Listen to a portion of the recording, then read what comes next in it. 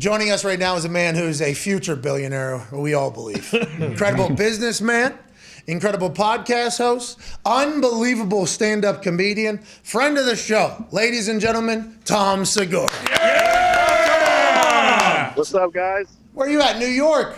I'm in New York. I'm wearing this hat because my alopecia acting up. Jesus. Okay, Tom. I'm happy you're joining us because I've been seeing you on the internet. Has this become a thing, huh? Is this what Will Smith did? Do you feel like was an attack on all comedians and maybe setting a precedent for what you can do, or jokes being not accepted in the right way? Fuck that cuck. Let me tell you this, man.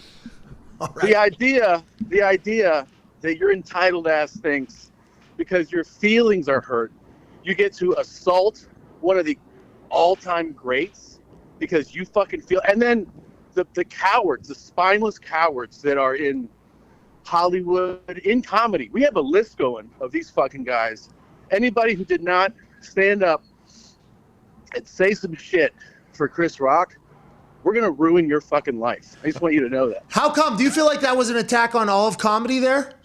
It's what it is that it's a display of entitlement. It's a very powerful, very wealthy, influential star who just decided, yeah, I didn't like that.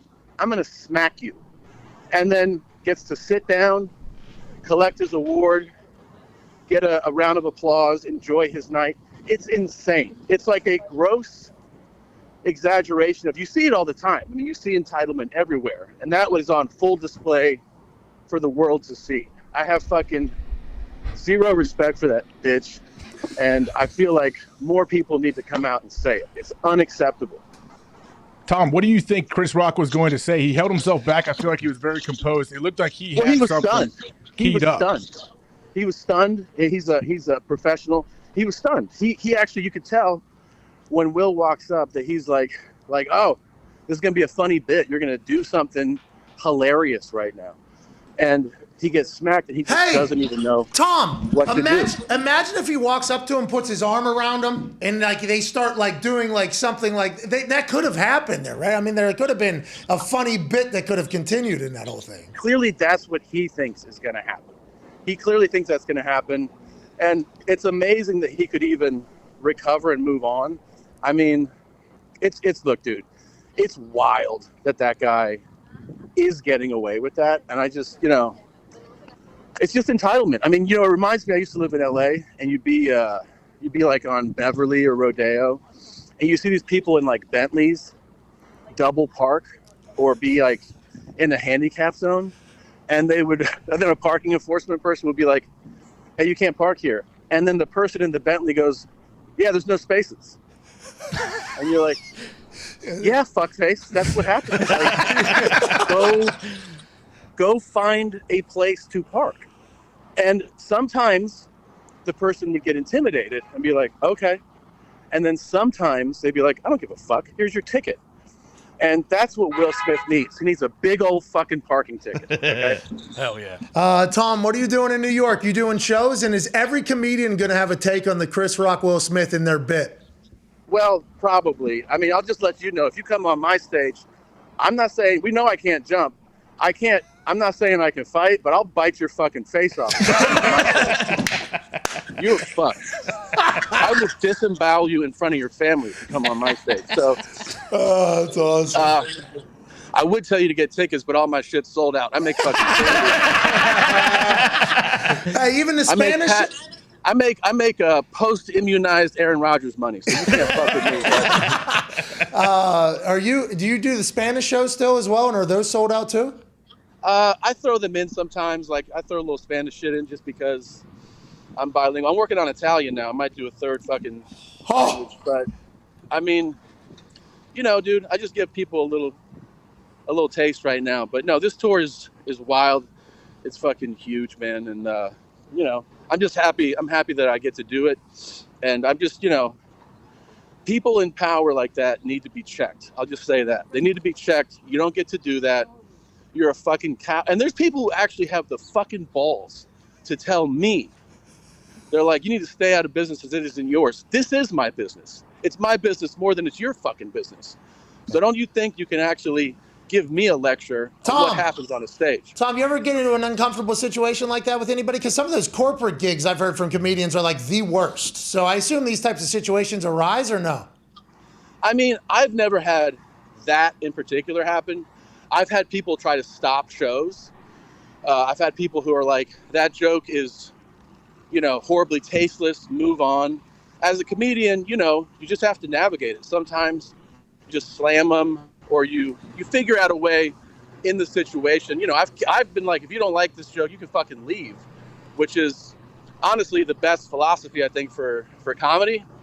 I mean, yeah, I've had people, I've been booed off stage. Nice. So yeah, I mean, it can go sideways. That's part of doing this long enough, is that you're going to have really bad fucking shows, but there's no excuse for being like, I don't like that joke, therefore I get to assault you. It's not the way it goes, man. Yeah, and it can't become that either, because I think comedy serves a vital role in our society. Honestly, I do. Do you think that a lot of comedians sound too similar, though? Oh, it seems like, and there's a difference between you and what Bill and Dave and Rogue, like the guys that are at the top of comedy.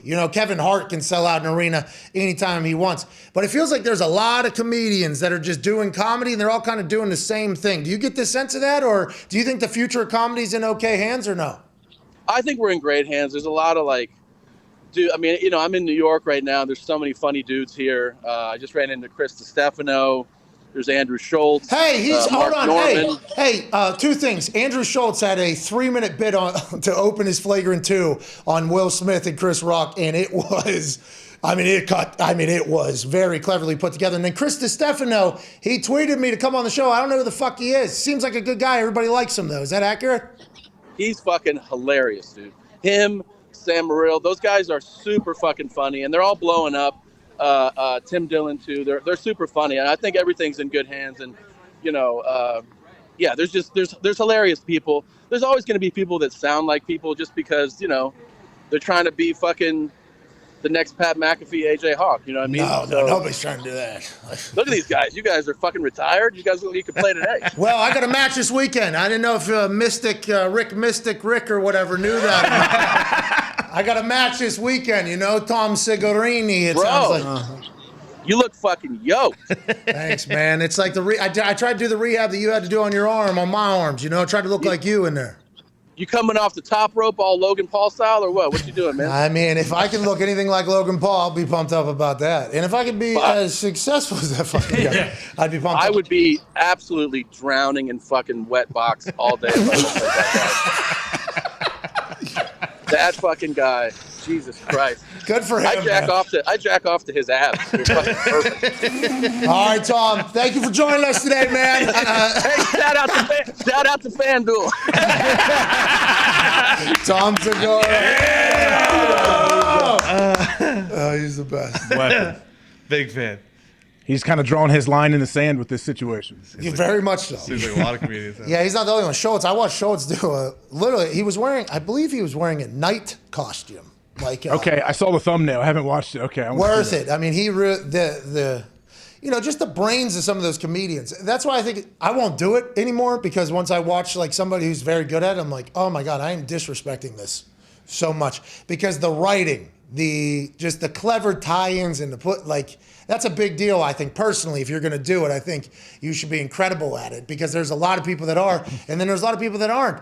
And I think in the NFL, you get to separate who's great and who isn't. And in a lot of these other things, there isn't a lot of separation. I thought I was abusing my right of being able to sell tickets there for a bit. I'm like, I should not do this. But Tom, some of his shows are just it's like art almost. Bill and Dave and Kevin Hart and those guys. And that Schultz thing is it is a very well pieced together thing. I'm like, oh, fuck. That is a murdering right there. All week, I can't wait to hear Bill and Dave talk about that incident in a stand-up. Oh, yeah. I can't wait to hear Chris Rock. You think he's not going to be allowed to? Mm-hmm. Oh, he will. I think he can do it. Yeah. I think he's going to unload. He just got somewhere he was for his in it. his first show. Outside. I saw something where he pulled up somewhere. Well, his tickets sales. Yeah. $300. more. By the way, I'm probably going. I mean, yeah, have to. Do you think for like a guy like Tom though, like he's obviously pissed and he's gonna address it, but when this happens like this close to going on tour, like that kind of like upends a little bit what he's gonna do in his set, right? Like it almost has to. yeah, he would have to change the whole set. I think he's probably pumped up about it. Something very topical just happened with me that I can tell a version that nobody else can tell, that everybody else is going to try to do. That's great news, right? For a brain like Chris Rock. Seinfeld, he did that one, and he literally laid out how we all feel now, like 40 years after his start. Like, all right, this is it. We're out. Mm-hmm.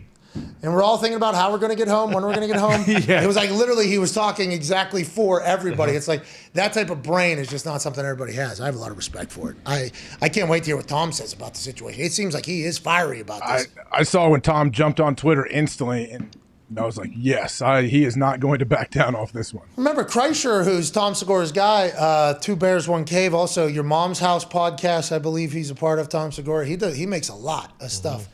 Kreischer told a story about Will Smith helping him out, right? Remember? Yeah, they had like a pilot together. Somebody says he like discovered Kreischer essentially and kind of like vouched for him to get his start in Hollywood. And since Segura and Kreischer are so tight, I would have just assumed like, oh, maybe Will Smith has met Tom and they know each other. But maybe they do, and maybe he still is like, nah, it's fucked up. I ain't about it.